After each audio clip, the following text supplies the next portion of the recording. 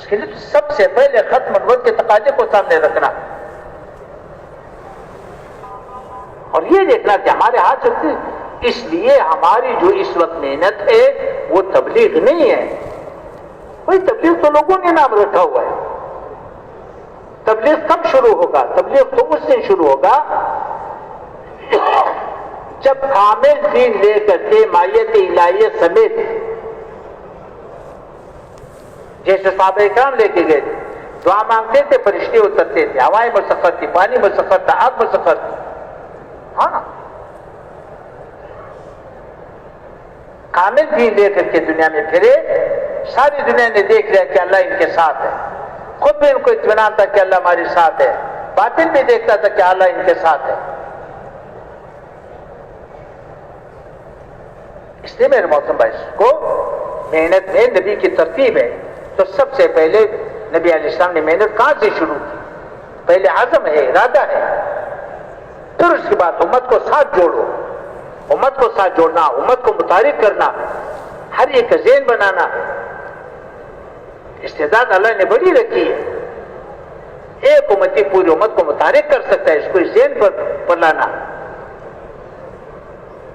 اور یہی مشکل ہے کہ جو آدمی جتنے دین کا کام کر رہا ہے اس سے زیادہ اپنے ذمہ نہیں سمجھتا، اس سے زیادہ اپنے ذمہ سمجھتا بھی نہیں ہے کہ میں تو اتنا کر سکتا ہوں، اس سے زیادہ میں نہیں کر سکتا ہوں. لا یکلف اللہ نفسا الا وسعها، میں تو اتنا کر سکتا ہوں. اور یہ دلیل بنائے. حالانکہ ہر امتی کے اندر اللہ نے استعداد پہلے دیا، مطالبہ بعد میں کیا.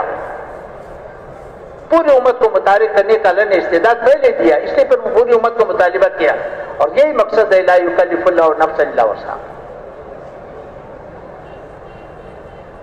اس لیے پورے دین کو سامنے رکھ کر کے محنت کرنا، مٹے ہوئے دین کی فکر کرنا. دیکھو اقامت دین پر کتنی قوت لگانے کی ضرورت ہے، حفاظت دین پر کتنی قوت لگانے کی ضرورت ہے. اور ترجیحات ہے، دین میں ترجیحات ہے، جوت میں بھی ترجیحات ہے. اور ترجیحات کا صحیح تعین یہ توقع ہے، دین کے لحاظ سے بھی، جوت کے لحاظ سے. دیکھو ہماری جتنے بھی دینی شعبے ہیں، یہ دینی شعبے امت کی ضرورت کے لیے بنی ہے. جتنے بھی دینی شعبے ہیں یہ امت کی ضرورت کے لیے بنی ہے. ہاں جتنا دین بچا ہوا ہے ان کی برکت سے بچا ہوا ہے. جو مٹ گیا وہ تو مٹ گیا، جو بچا ہوا ہے وہ ان شعبوں کی برکت سے بچا ہوا ہے. اور کوئی شعبہ دوسرے کا بدل نہیں بن سکتا. ہر شعبے کی اپنی اہمیت ہے اور ہر شعبے کی اپنی ضرورت ہے. یہ امت کی ضرورت کے لیے بنی اور یہ ایک دوسرے کی معاونت کے لیے بنی. سارے شعبے ایک دوسرے کے معاون بنیں گے تو امت کو سنبھالیں گے، تو امت کے رہبری بھی کر سکیں گے، امت کو سنبھال بھی سکتے ہیں. لیکن یہاں پر بھی جو حادثہ ہے وہ یہ حادثہ پیش آیا میرے محترم بھائی دوستوں کو، حادثہ یہ پیش آیا کہ جو بھی شعبہ ہے اس کی تکمیل نہیں ہے. اب جس ضرورت کے لیے بنی ہے اس ضرورت کے لیے پورا نہیں ہے، اس ضرورت کو پورا نہیں کر سکتے. اور جتنے ہمارے دینی شعبے بنے ہیں یہ سارے دینی شعبے امت کی ضرورت کے لیے بنی ہیں، لیکن یہ شعبے موقوف ہے طلب والوں کو. بے طلب امت کو تو ہم نے اپنے ہاتھ پہ چھوڑ دیا، باطل نے سینے سے لگا دیا، دین کے نقشوں کو مٹانے پہ لگا دیا، ہم نے اپنے ہاتھ پہ چھوڑ دیا. یہ سارے دینی شعبے موقوف ہے طلب والوں کو، اور طلب والے محدود ہیں، تھوڑے ہیں. اور ہر شعبہ دین کی ضرورت کے لیے ناکافی ہے، جس ضرورت کے لیے بنی ہے اس کے لیے ناکافی ہے. اب ان شعبوں کی تکمیل کی کوشش کریں گے تو چونکہ طلب امت، طلب والی امت، وہ تو تھوڑے ایک کی تکمیل کریں گے تو آلے کا نقص بولے گا، دوسرے سے کیش کہلانا پڑے گا، تو ایک شعبے کی تکمیل کریں گے دوسرے کا نقص پیدا ہو، وہ تو پورے ہوں گے نہیں۔ اس لیے جب تکمیل کی کوشش کی جائے گی دیکھو یہ خالص سونا ہے، خالص سونا، طلب والے خالص سونا ہے۔ اب سونے کے برتن بنے ہوئے ہیں، اس کے زیورات بنے ہوئے ہیں، اور اس کے جو سکے بنے ہوئے ہیں، مختلف چیزیں سونے کی بنی ہوئی ہیں، اور ہر چیز جو ہے نا وہ قیمتی ہے، اس کے سونے کی ہر چیز قیمتی ہوتی ہے۔ لیکن سوال یہ ہے کہ زیورات بناؤ گے تو برتنوں کو پگھلانا پڑے گا، کیونکہ سونا تو اور ہے نہیں۔ جو سکے ہیں ان کو پگھلا کر کے برتن بنے گے، برتنوں کو پگھلا کر کے زیورات بنے گے، زیورات کو پگھلا کر کے برتن بنے گے یا سکے بنے گے۔ تو سونے کی مقدار میں تو کبھی اضافہ نہیں ہوگا۔ یہی حال طلب والوں کا ہے۔ طلب امت خالی سونا ہے، ایک شعبے کی تکمیل کرو گے دوسرے سے نکالنا پڑے گا، تو حادثہ ہے میرے بھائی، امت کا یہ حادثہ ہے۔ اس لیے ہر شعبہ دوسرے سے معاونت کے بجائے ایک دوسرے سے خوفزدہ ہے۔ ہمارے شعبے ایک دوسرے سے معاونت کے بجائے ایک دوسرے سے خوفزدہ ہے۔ سمجھداری کی بات تو یہ ہے کہ 10 من سونا ہے، اس کو سونے کی کان پہ لگا دو، جو پاؤں کے حساب سے، بے طلب امت پر لگاؤ پاؤں کے حساب سے۔ 10 من سونا لگا دو، 500 ٹن سونا نکلے۔ بے طلب امت کو اپنے حال پہ چھوڑ دے، یہ امت کا حادثہ ہے۔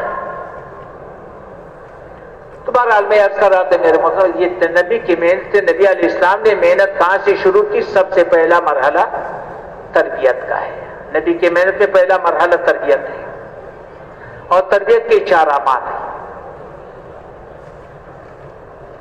اور ان اعمال کی پابندیوں سے وہ صفات پیدا ہوں گی جو مائیت الہیہ کے لیے۔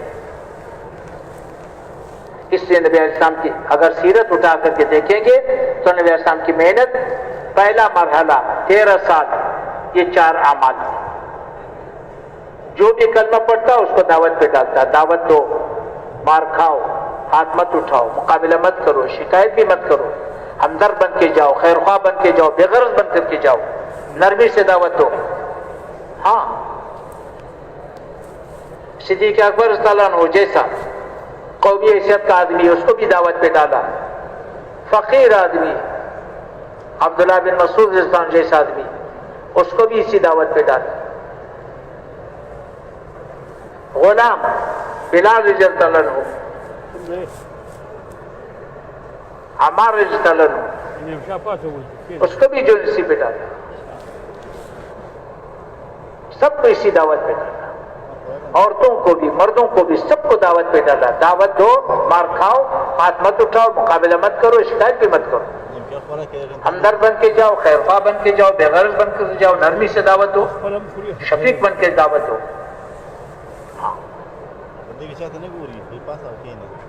بیت اللہ پر قبضہ تھا کفار کا، نبی علیہ السلام نے زاویہ بنایا، دار ارقم کو زاویہ بنایا، جو بھی کلمہ پڑھے دار ارقم لے کر کے آؤ، جو بھی کلمہ پڑھے دار ارقم لے کر کے آؤ، جو بھی کلمہ پڑھے دار ارقم لے کر کے آؤ۔ وہاں پر 3 اعمال تھے، قرآن کی تعلیم ہوتی تھی، ایمان کی مجلس ہوتی تھی، محنت کے مشورے ہوتے تھے، اور وہ بھی 24 گھنٹے آباد تھی۔ صدیق اکبر رضی اللہ عنہ کو کفار نے مارا، بے ہوش کر دیا، رات کو ہوش آئی کہ مجھے نبی علیہ السلام کے پاس لے کے جاؤ کہ ابھی تو خطرہ ہے، لوگ پھر رہے۔ آخری رات کا انتظار کیا تو آخری رات میں کہاں لے کر گئے؟ دار ارقم لے کے گئے، دار ارقم میں نبی علیہ السلام بھی موجود، صحابہ کرام بھی موجود، کیا کر رہے ہیں؟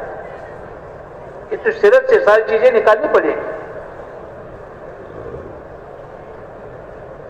اور تیسرا عمل، تہجد کی نماز فرض امر تھا، ساری رات اللہ کو قرآن سناؤ یا کچھ کم کرو، یا آدھی رات یا تھوڑے سے زیادہ یا تھوڑے سے کم. مفتی محمد شفیع صاحب رحمۃ اللہ علیہ نے لکھا ہے کہ ہر سوادی کم از کم 1/3 رات اللہ کو کھڑے ہو کر کے قرآن سناتے ہیں. یہ تیسرا عمل ہے. اور چوتھا عمل ہمدردی کی زندگی. ہر آدمی اپنی ضرورتوں کو قربان کرتا تھا, لوگوں کی ضرورتوں کو پورا کرتا تھا. 13 سالہ زندگی میں ان اعمال کے علاوہ اور اوامر نہیں ملیں گے. تاکہ جتنے اوامر آئے بعد میں آئے. یہ نبوت کے اعمال ہے, یہ تربیت کے اعمال ہے. جب تک امت ان اعمال میں سے نہیں گزرے گی, تربیت کے اعمال سے امت دین پر نہیں چل سکے. ان کی خاصیت ہے جب پابندیوں کے ساتھ ان اعمال کو کیے جائیں گے تو کیا ہوگا, وہ صفات پیدا ہوگی, ایمان بنے گا, تقوی حاصل ہوگا, توکل حاصل ہوگا, اخلاص پیدا ہوگا, ہاں احسان کا مرتبہ حاصل ہوگا. پھر جا کر کے امت دین پر چل سکے گی, پھر جو ہے پورا کامل دین وجود میں آئے گا. جب تک امت ان اعمال میں سے نہیں گزرے گی نہیں چل سکتی. تو نبی علیہ السلام کی محنت کا پہلا مرحلہ یہ ہے. 13 سالہ زندگی اس پر گزری اور اس کو امت نے کیسے اڑا دیا. بڑی تکلیفیں تھی, بڑی تکلیفوں دے کر کے روئیں گے, لیکن آگے کیا کہیں گے, کچھ نہیں بنا. کچھ نہیں بنا کیا مطلب, 13 سال ضائع کرا دیا. یہ تربیت ہے, تربیت کے اعمال ہے, تربیت کا دورانیہ ہے. نبوت کی زندگی کا سب سے لمبا دورانیہ ہے جن میں یہی اعمال ہے. اور پھر امت نے ان اعمال کو 3 صدیاں چلائی. یہ جو خیر قرون ہے وہ تو محنت کی ترجیحات کی بنیادیں ہیں. ہاں ایک زمانہ تھا کہ دعوت غالب تھی, نقل و حرکت تھی. ہاں نبی علیہ السلام کے زمانے میں تقریباً 100 کے قریب جماعتیں نکلی. جب نبی علیہ السلام نے ہجرت کی, مسجد بنائی, مسجد کی ان اعمال کا مرکز بنائے, یہی اعمال شروع کر دیے. پھر جماعتیں بنائی, چھوٹی جماعتیں, بڑی جماعتیں, لمبی وقت کی جماعتیں, مختصر وقت کی جماعتیں. ہاں نبی علیہ السلام خود بھی تشریف لے گئے اور صحابہ کرام کو بھیجا, بار بار بھیجا. مقاتلے بھی ہوئے, بغیر مقاتلوں کے بھی آئے. ان جماعتوں کے پہلے سے دین پھیلا. پھر حکم تھا کہ ان کو مدینہ لے کر کے آؤ. افراد آتے رہے, وفود آتے رہے, قافلے آتے رہے. مردوں کو مسجدوں میں بٹھاتے تھے, عورتوں کو گھروں میں سنبھالتے تھے. محنت بھی سکھائی جاتی تھی, دین بھی سکھایا جاتا تھا. پھر جب اطمینان ہو جاتا ان کو اپنے وطن روانہ کرتے تھے. یہ محنت کا نقشہ تھا. پہلے مرحلے میں اللہ کے غیبی مدد حاصل کرنے کی استعداد پیدا کی. دوسرے مرحلے میں 3 خصوصیات کی محنت کی. دوسرے مرحلے میں پہلی خصوصیت کیا؟ پہلی خصوصیت یہ تھی کہ کمائی 1/3 پر آتی. خروج کے لیے الگ وقت, مسجد کے لیے الگ وقت, کمائی 1/3 پر آتی. اخراجات 5 گنا بڑھ گئے. مہاجرین آئے, ان کو سنبھالنا, اللہ کے راستے میں خرچ کیا. نادار تھے, ان پر خرچ کیا. مہمان آئے, ان کو کھلایا. واپسی پر ان کو ہدیے دیے. فاقے پڑ گئے, پیٹ پر پتھر باندھنے لگے, 2 مہینے آگ نہیں جلی. دیکھو نبی علیہ السلام کی محنت عرض کر رہا ہوں. اور خروج کا یہ تھا کہ ہر حال میں نکلو, ہر حال میں نکلنے والے بنے. شادی کا موقع ہے, نکل گئے. میت پڑی ہوئی ہے, نکل گئے. جنازہ ہے, نکل گئے. گھر میں سنبھالنے والا کوئی, نکل گئے. گرمی میں نکلے, سردی میں نکلے, بجائی کے موسم پہ نکلے, کٹائی کے موسم پہ نکلے. نادار ہے نکلے, مالدار ہے نکلے, ہر حال میں نکلنے والے موجود. اور مقصود کیا تھا؟ پہلے مرحلے میں اللہ کے غیبی مدد حاصل کرنے کی استعداد پیدا کی. دوسرے مرحلے میں اللہ کے غیبی مدد کا مشاہدہ کرایا, دکھا دیا. ہاں دعائیں مانگتے تھے, فرشتے اترتے تھے, حیوانات مسخر تھی, پانی مسخر تھا, آگ مسخر تھا. دکھا دیا اطمینان دلا دے کہ میں ساتھ ہوں. کفار نے بھی دیکھ لیا کہ واقعی اللہ ساتھ ہے. دوسرا مرحلہ. پھر تیسرا مرحلہ آیا. تیسرے مرحلے میں کیا؟ اللہ نے باطل کا ہاتھ ڈالنا شروع کر دیا. اللہ نے باطل کا ہاتھ ڈالنا شروع کر دیا. ہاں، سینکڑوں کے مقابلے میں ہزاروں آئے مار کھائی، ہزاروں کے مقابلے میں لاکھوں آئے مار کھائی. بدر میں 313 کے مقابلے میں 1000 آئی. ایک ہی قوم ہے، باپ ایک طرف، بیٹا دوسری طرف، چچا ایک طرف، بھتیجا دوسری طرف، ماموں ایک طرف، بانجا دوسری طرف. مسلمانوں کے پاس 2 گھوڑے تھے، کفار کے پاس 200 گھوڑے تھے. مسلمانوں کے پاس 70 اونٹ تھے، کفار کے پاس 700 اونٹ تھے. مسلمانوں کے پاس 6 ذرے تھے، کفار کے پاس 600 ذرے تھے. مسلمانوں کے پاس 8 تلواریں، کفار میں سارے کے پاس تلواریں. اللہ نے کر کے دکھایا. خندق میں 10,000 جمع ہو گئے، بغیر لڑائی کے اللہ نے بگا دیا 1400 کے مقابلے. موتا میں 3000 کے مقابلے میں 3 لاکھ آئے مار کھائی. ہاں، قادسیہ میں 10,000 کے مقابلے میں 2.5-3 لاکھ آئے مار کھائی. ناون میں 20,000 کے مقابلے میں 2.5-3 لاکھ آئے مار کھائی. یرموک میں 40,000 کے مقابلے میں 10,60,000 آئے مار کھائی. قرون اولا میں اگر ہم جمع کریں تو بمشکل جو نا 2-3 لاکھ بنے گے. کفار کے لشکروں کو جمع کریں تو 60-70 لاکھ سے کم نہیں بنتے. 20 سال کے اندر اندر آس پاس کی حکومتیں اللہ نے دین داخل کر دی، اور 100 سال کے اندر اندر اس زمانے کی پوری دنیا کی 3 حصے اللہ نے مسلمانوں کے قدموں میں ڈال دیا. یہ ترتیب نبوت ہے. اس لیے میرے محترم بھائی کو جب تک محنت ترتیب نبوت پر نہیں آئے گی ہم نہیں چل سکیں گے. تو پہلا مرحلہ تربیت کا ہے، دوسرا مرحلہ تبلیغ کا ہے. تبلیغ کیا ہے؟ کہ کامل دین لے کر کے جاؤ، معیت الہیہ سمیت. باطل کا سرمایہ الگ ہے، ہمارا سرمایہ الگ ہے. باطل کا سرمایہ مادیت ہے، ہمارا سرمایہ مائیت ہے. کامل دین لے کر کے جاؤ. اس کے اندر کشش ہے.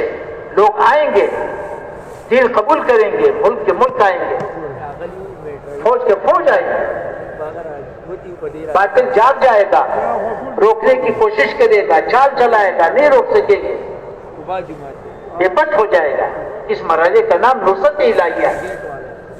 پھر باطل مقابلے پر آئے گا. تو مقابلہ میرے اور آپ کے ساتھ نہیں ہے، مقابلہ پھر اللہ کے ساتھ. اللہ خود اس کو نمٹائے. یہ ترتیب نبوت ہے. اللہ نے باطل کے توڑنے کی 3 شکلیں بتائی. پہلی شکل، اللہ ہدایت کی آواز چلا دے گا. ایسی آواز چلا دے گا کہ ہدایت لوگوں کے گھروں میں داخل ہو جائے گا. جنہوں نے قسمیں کھائی تھی اس کو اللہ نے ہدایت دی. ہاں،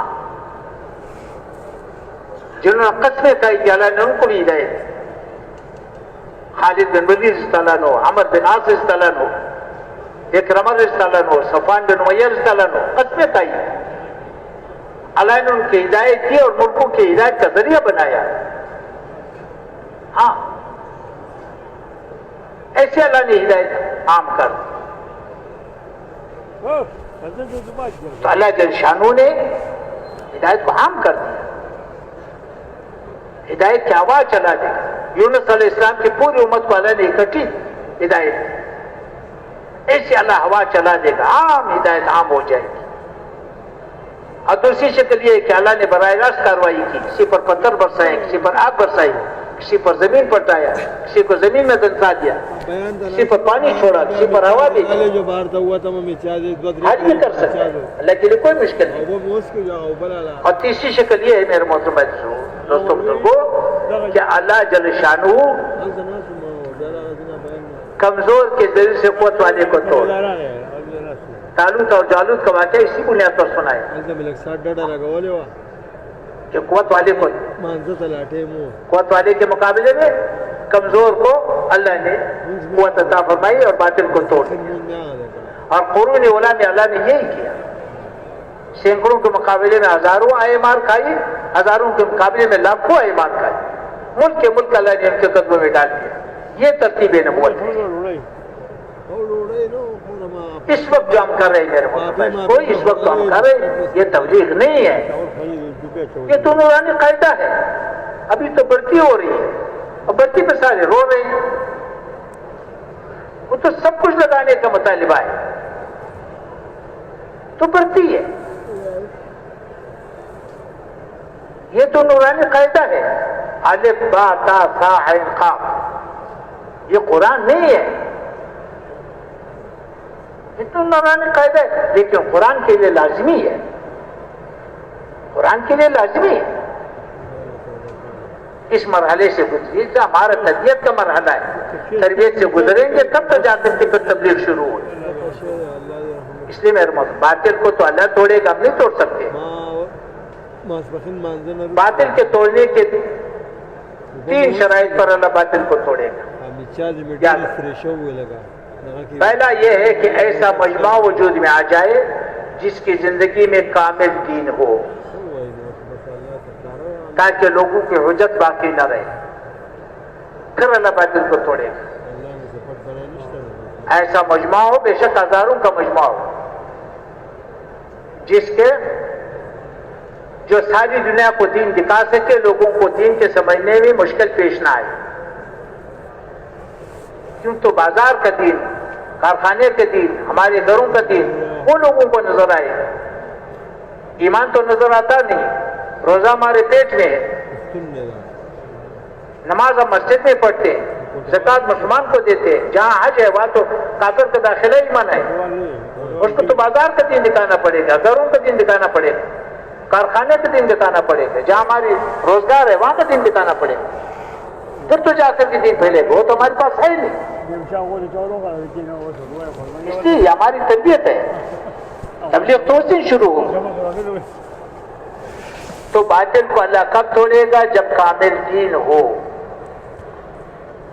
ہاں یہ بات الگ ہے. اس کے یہ مطلب نہیں ہے کہ اگر ہم نے دین پیش نہ کیا تو کفار جو ہے نا معذور ہوں گے. اس بات کو بھی سمجھنے کی ضرورت ہے. مسلمان سے الگ مطالبہ ہے، کفار سے الگ مطالبہ ہے. مسلمان سے مطالبہ یہ ہے کامل دین پیش کرو، اگر پیش نہیں کیا تو یہ مجرم ہے. اور کفار سے مطالبہ یہ ہے کہ میں نے تمہیں عقل دیا ہے، سمجھ عطا کیا ہے، تو نے حق کو تلاش کیوں نہیں کیا؟ 300 سال پہلے جہاز نہیں تھا، ریلوے نہیں تھا، ریل گاڑیاں نہیں تھی، موٹریں نہیں تھی. میں نے تمہیں عقل دیا، تو نے کہاں سے تلاش کیا؟ ایسے ہزاروں سال میں جو دین پر اللہ نے کامیابیاں دی ہے وہ تمہارے سامنے تھے، تم نے اس کو تلاش کیوں نہیں کیا؟ اس لیے کفار کو بھی سزا ملے گی کہ تم نے حق تلاش کیوں نہیں کیا. اور مسلمان کے یہ جرم ہے کہ تم نے حق پیش کیوں نہیں کیا. تو پہلی وجہ پھر اللہ باطل کو توڑے گا. کامل دین وجود میں آئے گا پھر اللہ باطل کو توڑے گا. اور دوسری شک، باطل کے پاس جتنے نقشے ہیں جب تک ان نقشوں کا یقین ہوگا اللہ باطل کو نہیں توڑے.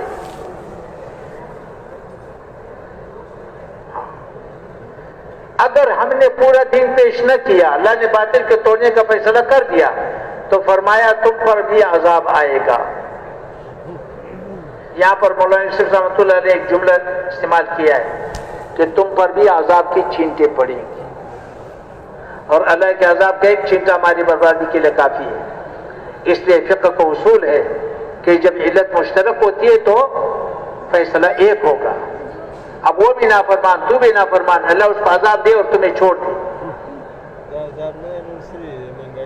اور دوسری شرط، باطل کے پاس جتنے نقشے ہیں جب تک وہ نقشے تمہیں ٹھیکرے نظر نہ آئے اور سارا باطل تمہیں فقیر ماز نظر نہ آئے، اس کے پاس کچھ بھی نہیں ہے.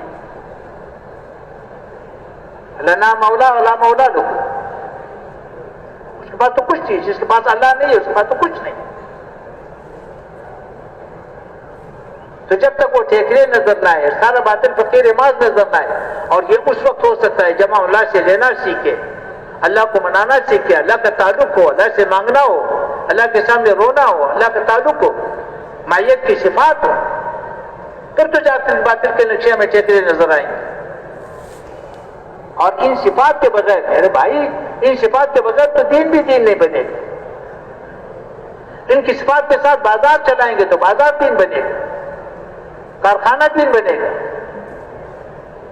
ہاں، تو اس لیے ان صفات کو حاصل کریں گے تو پھر باطل کی پرواہ نہیں ہوگی.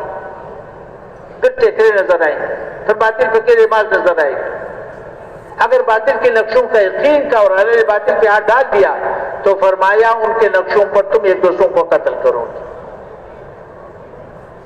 قرون اولیٰ میں جتنے ممالک فتح ہوئے کہیں بھی مال غنیمت پر کوئی جنگ ثابت نہیں کر سکتے. اور تیسری شرط یہ ہے کہ باطل کے پاس باطل کی ہدایت کے لیے بے چینی نہیں ہوگی تو اللہ باطل کو نہیں توڑے گا. جب تک باطل کی ہدایت کے لیے بے چین نہیں ہوں گے اللہ باطل کو نہیں توڑے گا. اس لیے میرے محترم بھائی، کو محنت ہے، محنت کو نئے نبوت پر لانا، ترتیب نبوت پر لانا. انبیاء نے کیسی محنت کی، نبی صاحب نے کیسی محنت کی، 3 صدیاں اس محنت پر گزری. کسی زمانے میں دعوت غالب تھا، کسی زمانے میں علم غالب تھا، کسی زمانے میں عبادت غالب رہی. اس کی اپنی ضرورتیں تھی. یہ جو خیر قرون ہے یہ تو محنت کی تو جہاد کے لحاظ سے خیر قرون بنائے. ایک زمانہ تھا کہ نکلو نکلو نکلو نکلو نکلو. نبی علیہ السلام کے زمانے میں سب کو نکالا، 100 جماعتیں بنائی، 100 جماعتیں نکلی 10 سال کے اندر. پھر صدیق اکبر کا زمانہ آیا، نکلو نکلو نکلو نکلو، کسی کو بیٹھے نہیں دیا. ایسا بھی دن آیا کہ مسجد نبی میں اذان دینے والا بالغ مرد نہ رہا. کئی لشکر نکالے. پہلے ارتداد کو روکنے کے لیے پورے مجمع کو نکالا، پھر اس کے بعد روم اور فارس پہ ہاتھ ڈالا، نکلو نکلو نکلو. اور پھر اس کے بعد ممالک فتح ہو گئے، آس پاس کے ممالک فتح ہو گئے، ان کو سنبھالنے کی ضرورت پیش آئی. ملک کے ملک آ گئے. اب سنبھالنے والا زیادہ سے زیادہ 4-5 لاکھ، اور اسلام میں آنے والے کروڑوں بن گئے. یمن، حبشہ، مصر، شام، عراق، دومت الجندل، اسرا کی پوری حکومت. اب یہ تو لاکھوں نہیں کروڑوں لوگ آ گئے. اب ہزاروں نے لاکھوں نے ان کو کیسے سنبھالا؟ 3-4-5 لاکھ والوں نے کیسے سنبھالا؟ ان کو ارتداد سے بھی بچایا، ان کو دین بھی سکھایا. اس سے غالب عمل ہے، علم رہا. چونکہ صحابہ کرام دنیا سے جا رہے تھے، بڑے بڑے حلقے علم کے لگے لوگوں کو دین سکھانے کے لیے. دعوت بھی موجود تھی لیکن علم غالب رہا. پھر ایسا بھی وقت آیا، مادی نقشے آ گئے، بڑے بڑے نقشے آ گئے، انہیں لوگوں کو متاثر کیا. ملک کے ملک آ گئے، بڑے بڑے نقشے آ گئے، مالی غنیمت آ گئی، زمینیں آ گئی. اس نے لوگوں کو متاثر کیا اور علم عام ہو گیا. مجاہدہ نہ رہا. جب مجاہدہ نہ رہا تو پھر عبادت کو غالب کیا گیا، عبادت غالب رہی. 3 صدیاں امت نے ان اعمال کو چلایا. اس کے بعد جو ہے نا پھر کیا ہوا؟ پھر وراثت آ گئی. پھر معاملہ وراثت پر آ گیا، اجتماعیت ٹوٹ گئی. اس لیے میرے موضوع یہ محنت ہے، محنت کا نقشہ ہے. جب تک ترتیب نبوت پر نہیں آئیں گے دین زندہ نہیں ہوگا. اس لیے میرے موضوع وہ پوری محنت کو سامنے رکھ کر کے اب ہم اللہ کے راستے میں نکلیں گے. جو محنت کرے گا اس کے اندر خاصیت ہے کہ اللہ پاک ہدایت کی آواز چلائے گا، دین کی سمجھ عطا کرے گا، ہدایت کی آواز چلائے گا، روشنی ملے گی. ہاں، روشنی ملے گی، ہدایت کا نور ملے گا اور اللہ ہدایت کا ذریعہ بنائے گا. کسی کو ہزاروں کا، کسی کو لاکھوں کا، کسی کو ملکوں کا، کسی کو قوموں کا ذریعہ بنائے گا. اور میرے محترم دوستوں بزرگوں، جہاں تک نیت کریں گے، عزم کریں گے، اللہ اس کے اثرات ڈالیں گے، پورے عالم پر اثرات پڑیں گے. ہماری نیت کے اثرات پڑیں گے، محنت کے اثرات پڑیں گے. اللہ پاک سمجھ عطا کرے گا. ہاں، پورا دین کیسے زندہ ہوگا؟ اللہ مدد کرے گا، نصرت کرے گا، تربیت کرے گا. اجر انبیاء کرام انسان کے پیمانے سے عطا کرے گا.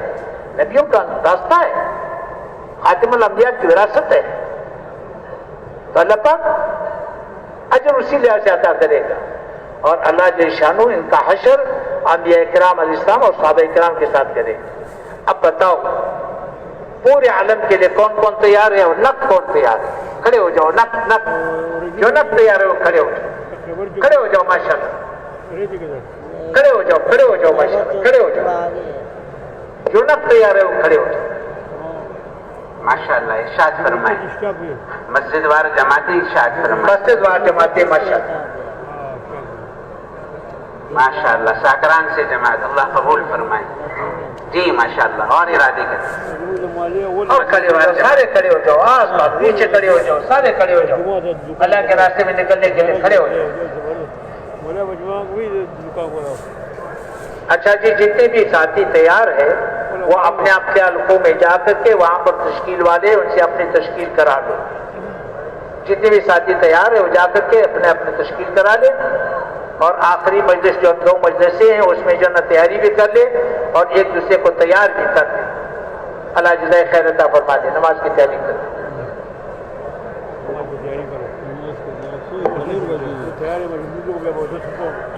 جیسے حضرت نے ارشاد فرمایا کہ ہر حلقے میں تشکیل کی جماعتیں موجود ہیں تو وہاں جا کر اپنی تشکیل کی ترتیب بنائیں. اللہ تعالیٰ بہت ہی جزائے خیر نصیب فرمائے. اپنے اپنے علاقوں میں تشکیل کے احباب سے رابطہ کر کر اپنے جماعتوں کی ترتیب بنانے کی کوشش کریں.